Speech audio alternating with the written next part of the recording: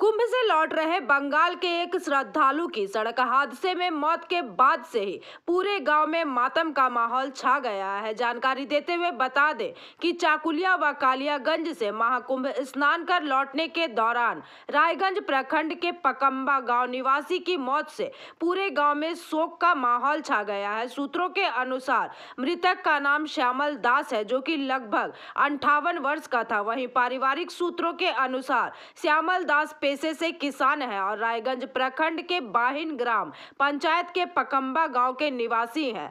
बताया जा रहा है कि वह उसी गांव के लगभग 30 अन्य लोगों के साथ पिछले शुक्रवार को प्रयागराज में महाकुंभ में स्नान करने गए थे और उन्होंने रविवार को वहां स्नान भी किया, परंतु वापस आते समय प्रयागराज के पास पेट्रोल पंप पर सड़क पार करते समय एक कार ने उन्हें टक्कर मार दी और मौके पर ही उनकी मौत हो गई। वहीं घटना की खबर से इलाके में सनसनी फैल गई है। वहीं मृतक के बेटे ने जानकारी देते हुए बताया कि शव को रायगंज लाने तथा आवश्यक कार्यवाही की प्रक्रिया शुरू कर दी गई है। জানতে পারলাম যে গিয়েছিল বাথরুমে, নাকি জল নিয়ে আসছিল, আসার সময় রাস্তা ক্রস করার সময়ই গাড়ি ধাক্কা মেরে দিয়েছে, তো ছিটকে বলে পড়ে গেছে অনেক দূরে নাকি। কবে গিয়েছিল আপনার বাবা? বাবা গেছে শুক্রবার। কি নাম আপনার বাবা? শ্যামল দাস। কাদের সাথে গিয়েছিল? আমাদের গ্রামের লোকের সাথে। আজকেই ফেরার কথা ছিল? আজকে ফেরার কথা ছিল। কিভাবে জানতে পারলেন এই ঘটনার কথা?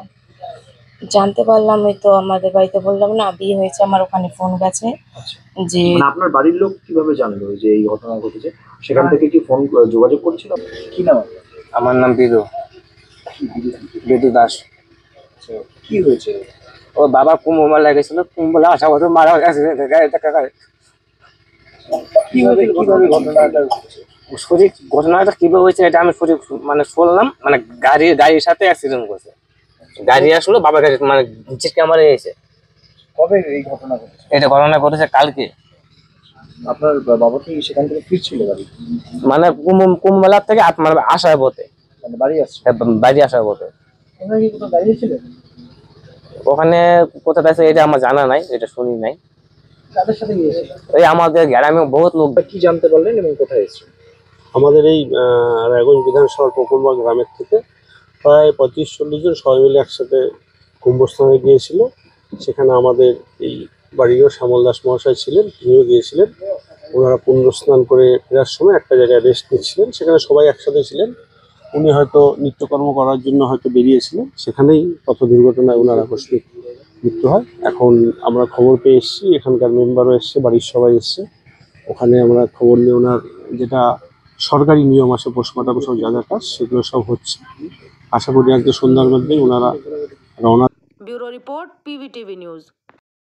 नियमित अपडेट एवं दुनिया भर की ताज़ा खबरों के लिए हमारे फेसबुक पेज को फॉलो एवं यूट्यूब चैनल को सब्सक्राइब करें।